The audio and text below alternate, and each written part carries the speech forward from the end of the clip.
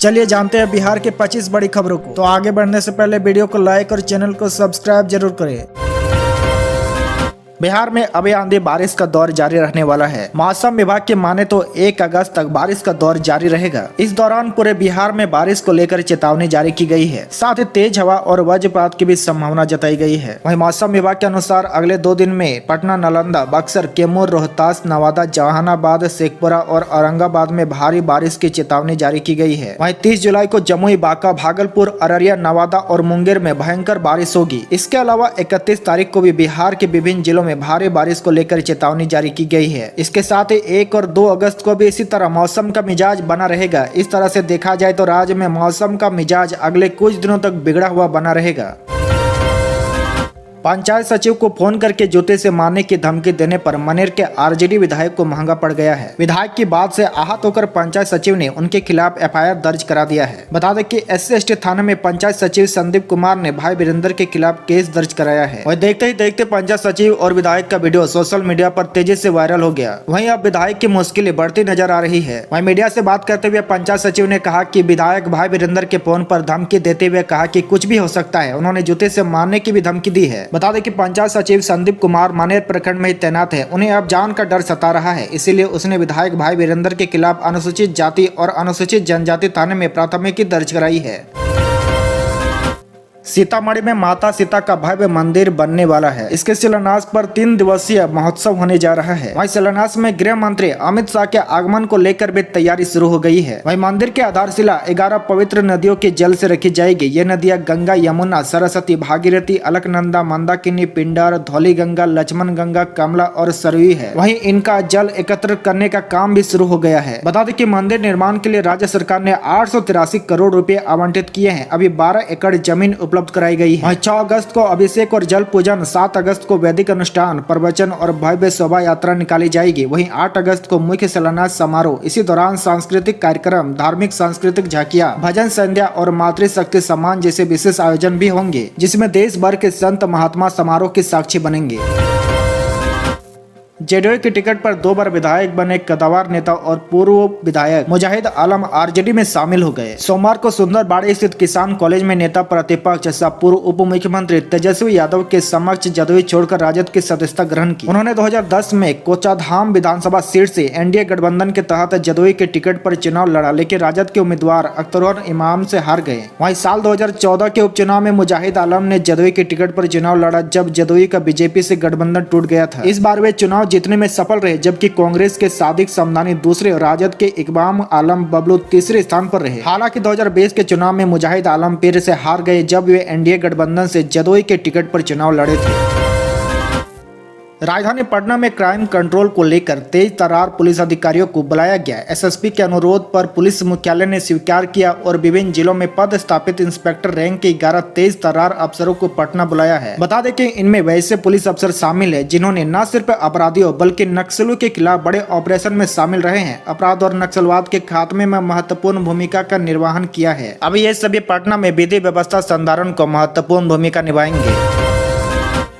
Bihar police अगले माह अगस्त में सिटीजन सर्विस पोर्टल लॉन्च करने जा रही है। इस पोर्टल के जरिए ई शिकायत दर्ज कराने, किराएदार का सत्यापन समेत 12 तरह की सुविधाएं आम लोगों को ऑनलाइन मिलेगी। आपको बता दें, सिटीजन सर्विस पोर्टल में जो सुविधा मिलेगी उसमें प्राथमिकता की प्रति प्राप्त करना, गोपनीय सूचना देना, अपराधियों की जानकारी प्राप्त करना, ई शिकायत दर्ज करना, गुम संपत्ति की रिपोर्ट देना, गुमशुदा व्यक्ति की रिपोर्ट, किराएदार, घरेलू सहायक व ड्राइवर का सत्यापन, वरिष्ठ नागरिक पंजीकरण, अज्ञात व्यक्ति की जानकारी, बरामद संपत्ति संबंधी सूचना, अज्ञात शव की रिपोर्ट और गिरफ्तार की जानकारी मिलेगी।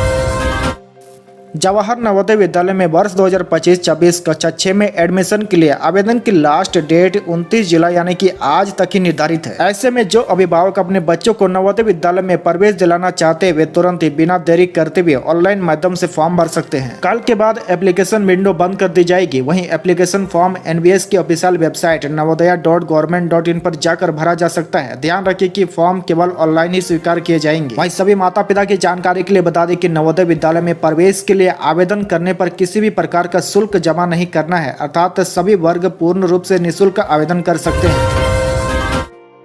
बिहार में सरकारी स्कूलों में करीब 1 लाख शिक्षकों की बहाली का रास्ता अब साफ होता दिख रहा है। शिक्षा विभाग ने इसके लिए तैयारियां शुरू कर दी है और सितंबर 2025 से पहले बहाली प्रक्रिया शुरू होने के आसार है। विभाग ने कक्षा 1 से 12 तक के लिए जिलावार रिक्त पदों का ब्यौरा जुटाना शुरू कर दिया है। वहीं कक्षा 9 से 12 तक के लिए लगभग 25,000 पदों की रिक्तियां जिलों से शिक्षा विभाग को प्राप्त हो चुकी है। अब जल्द ही BPSC को अधियाचना भेजी जाएगी ताकि प्रक्रिया शुरू हो सके। वहीं कक्षा 1 से 8 तक के प्राथमिक और मध्य विद्यालय के रिक्त पदों की गणना अभी जारी है। आपको बता दें कि सितंबर 2025 से बहाली प्रक्रिया औपचारिक रूप से शुरू हो सकती है।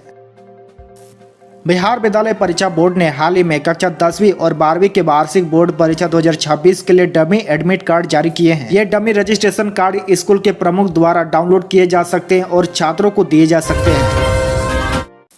बिहार के 3 जिला अररिया, किशनगंज व पूर्णिया समेत सीमांचल के लोगों को अब आवागमन में काफी सुविधा होगी। बता दें कि बलुआ जोकीहाट सड़क चौड़ीकरण को पथ निर्माण विभाग की तरफ से हरी झंडी मिल गई है। अब यह सड़क स्टेट हाईवे इंटरमीडिएट लेन में परिवर्तित होगी, जिसकी चौड़ाई 18 फीट होगी। साथ ही यह सड़क अमौर प्रखंड के गिरवा चौक से दलमालपुर, बकुआ, जोकीहाट होकर पलासी नेपाल सीमा तक 66 किलोमीटर लंबी होगी। वहीं इस सड़क के चौड़ीकरण का सबसे अधिक फायदा जोकीहाट के कुरसेल पंचायत के बलुआ चौक से नगर पंचायत जोकीहाट को जोड़ने वाली सड़क को होगा। यह सड़कें दशकों से सिंगल है।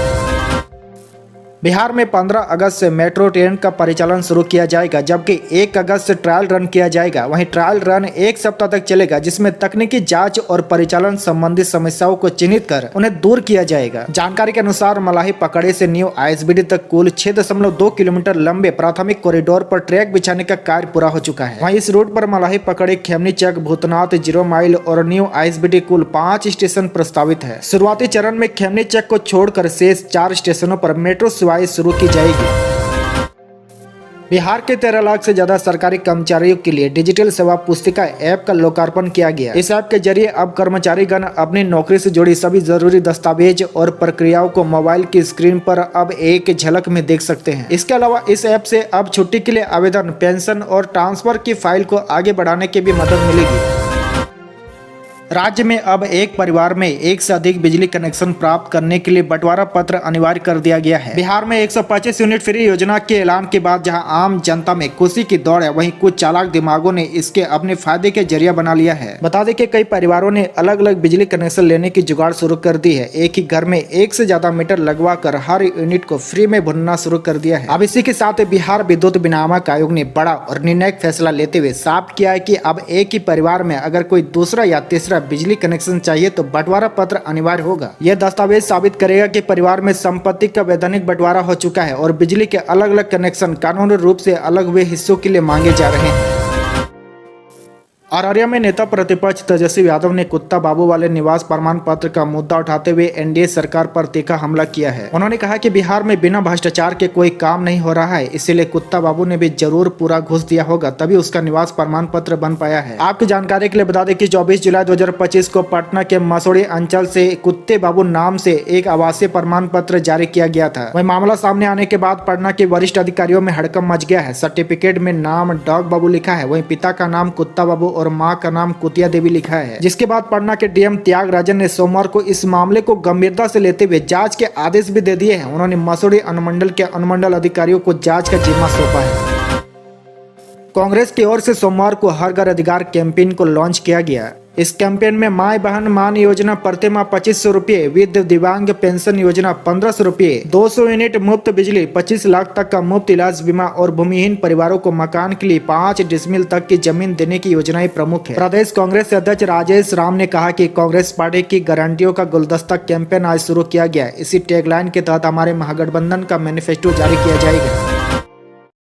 सावन के तीसरी सोमवारी पर मुजफ्फरपुर के गरीबनाथ मंदिर में शिव भक्तों की भीड़ उमड़ पड़ी। दोपहर तक करीब 1.5 लाख भक्तों ने जल अभिषेक किया था। वहीं 4 लाख लोगों के आने की संभावना थी। वहीं मंदिर परिसर के बाहर 2 किलोमीटर तक की लाइन लगी थी। वहीं रात 12 बजे से ही जल अभिषेक शुरू हो गया था। बक्सर में आज 30 और 31 जुलाई 2025 को 3 दिवसीय रोजगार शिविर का आयोजन किया जा रहा है। यह शिविर संयुक्त श्रम भवन औद्योगिक प्रशिक्षण संस्थान परिसर बक्सर में लगेगा। इस शिविर में विभिन्न कंपनियों की कुल 150 पदों पर भर्ती करेगी। 29 जुलाई को नव भारत फर्टिलाइजर LLP कंपनी द्वारा सेल्समैन के 50 पदों पर भर्ती होगी, जिसके लिए योग्यता मैट्रिक या इंटर रखा गया है। वहीं 30 जुलाई को आमदन प्राइवेट लिमिटेड कंपनी द्वारा फिटर, हेल्पर और ऑपरेटर के 50 पदों पर भर्ती की जाएगी और 31 जुलाई को SIS सिक्योरिटी गार्ड कंपनी द्वारा गार्ड और सुपरवाइजर के 50 पदों पर चयन किया जाएगा, जिसके लिए योग्यता मैट्रिक और इंटर रखा गया है। पटना में 13-14 घंटे से लगातार बारिश के बाद हालत बिगड़ गए। Patna junction Rajendra Nagar railway station के बाहर 2 फीट पानी भरा हुआ है। आपको बता दें कि पटना में पिछले 14 घंटे में 333 मिलीमीटर बारिश हुई है। वहीं पटना जंक्शन में रेलवे ट्रैक डूब चुके हैं। खेतान मार्केट और राजधानी मार्केट में 3 से 4 फीट पानी भर चुका है। इसके अलावा विधानसभा कैंपस और पटना नगर निगम में पानी ही है। कंकड़ बाग और पटना सिटी के कई इलाकों में हालात ज्यादा